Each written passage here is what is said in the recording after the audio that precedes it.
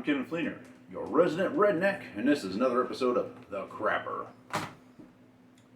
Well, I've got this, of course, Rambo styled survival knife. Of course, if you don't know who Rambo is, you've been living under a rock for the last 40 years? Everybody, I'm pretty sure everybody's seen Rambo at some point or another. But in Rambo First Blood, and I also believe it was in second, there's a lot of them. Anyway, he had the survival knife, which had a compass and all this other little implements in it. And that's what this one's got. I'm actually going to test this out, but right now it's still packaged. I got it a while back and I just haven't had the opportunity to make a video on it yet. But I figured I'd actually go through this and see what it's like and then tell you what I'd upgrade on it before I use it. Alright. So, like with every other knife on the face of the planet, let me get my knife to open my knife. It makes no damn sense. Yeah. Good thing it's wasn't a survival situation or something. You'd never be able to get into it. Beat it off a rock or something. If anyone knows why the hell they do that, please tell me. Anyway, there we are. We got our rope. Safety cap on it. First off, let's undo this. Sheath. It's nothing special.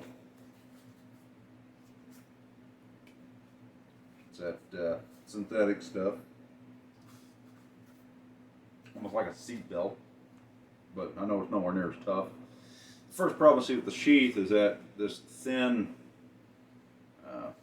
thread that sews it all together. I can see this busting through that. Could be an issue. Now, let's go into the knife, which is the actual heart and soul of this thing. Which, I mean,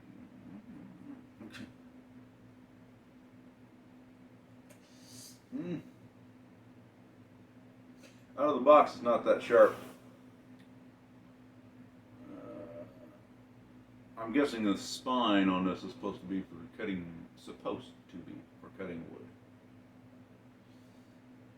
I'm pretty sure that might do that. Sure, we'll go with that.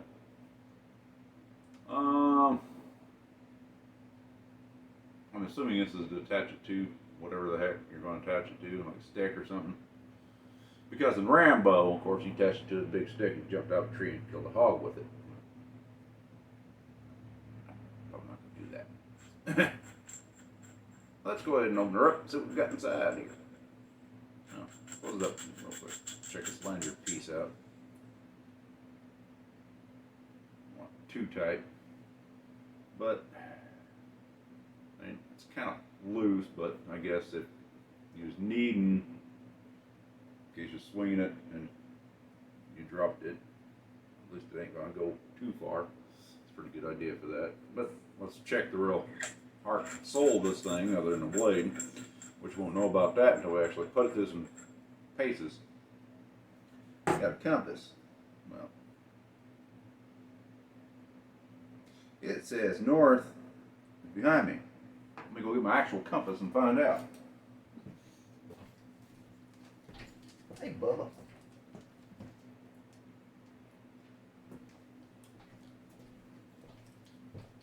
Yeah, you don't need a $500 compass to do anything with. All right.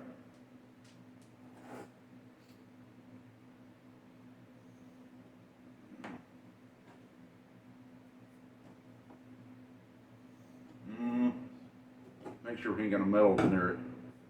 Here.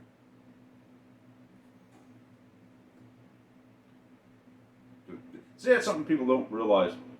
When you put metal next to a compass, I don't know if it's showing up, that compass is going to move. I hope that's showing up on the camera. I'll bring it back here a little bit. So just keep an eye on that. Right there. And we're going to take this big steel knife.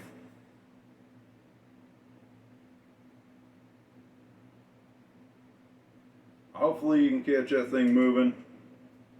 See, a lot of people when they're hunting and stuff like that do make this mistake because they got this big hunking piece of metal on their back or in their arm and they're trying to read a compass. You're trying to read a compass with that big piece of metal next to it, and that's what it's going to do. It's going to throw your readings off. So, as long as it's away from metal, yeah, both saying that way. So, yeah, I mean, it's not exactly 100% right, but it'll give you at least a generalized idea. You got to tilt it slightly.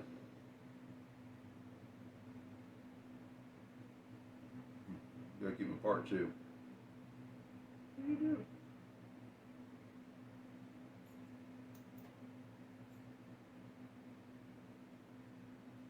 I guess it's okay for a generalized idea of what the heck's going on. Let's see about the other stuff that's in here.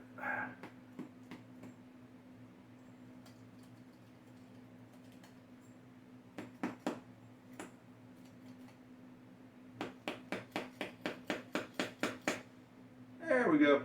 There's a match. There's a few matches. Yeah, some puppies are just loose in there, huh? Alright. You got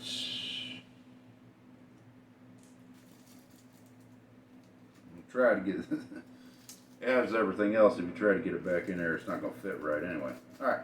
They give us a little Ziploc bag, which was open, of course, because matches came out of it.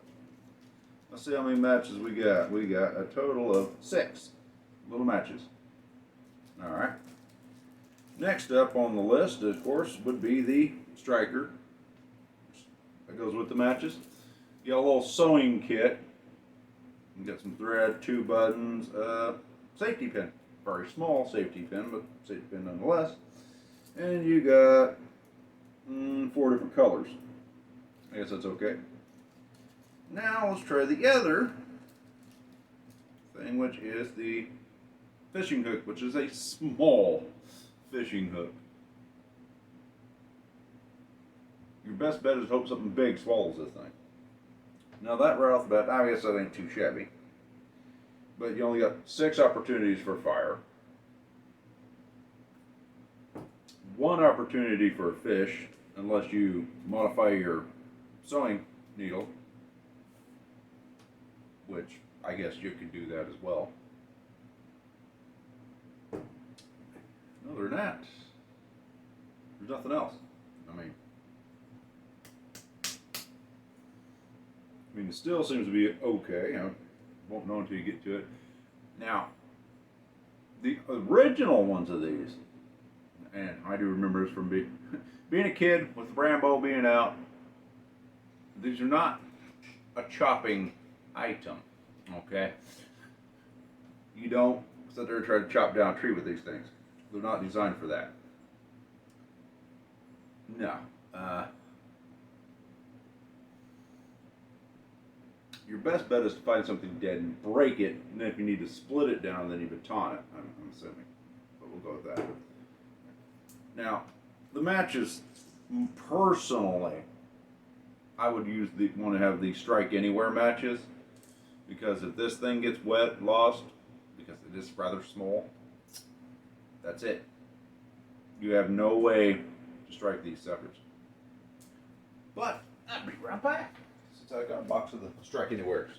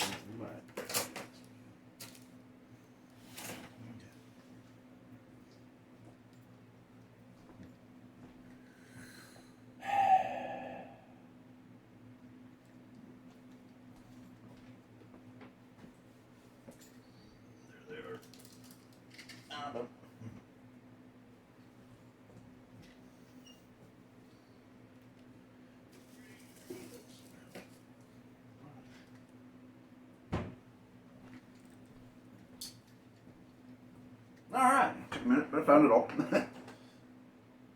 I remember where I put them.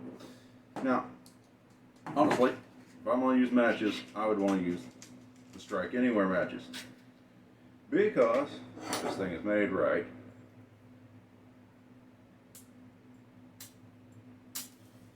Bam.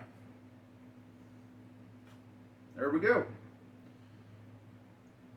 Took a few hits, but it did work.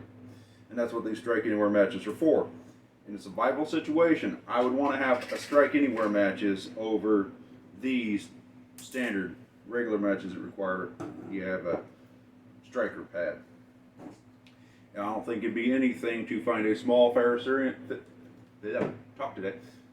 ferrocerium rod to be able to put inside here. More fishing hooks, we can add that to it. Let's see, what else? I'm really not going to get no food in there. But I would think about trying to put maybe a couple bouillon cubes or something. And there is a salt and sugar mix you can make yourself, which will replenish electrolytes. And I believe it's, don't quote me on this, I think it's 2 spoonfuls of sugar to 1 spoon of salt.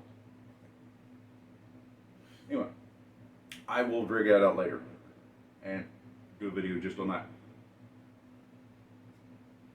So if you got a couple sugar packets and a couple salt packets to put in there, or at least a couple sugar and 1 salt, that's a good idea. If you need to, anything to iodine tablets for purifying water, because who knows what kind of little situation you might be in for that. I mean, for what it is, I guess it's all right so far, but I'm gonna have to modify it anyway.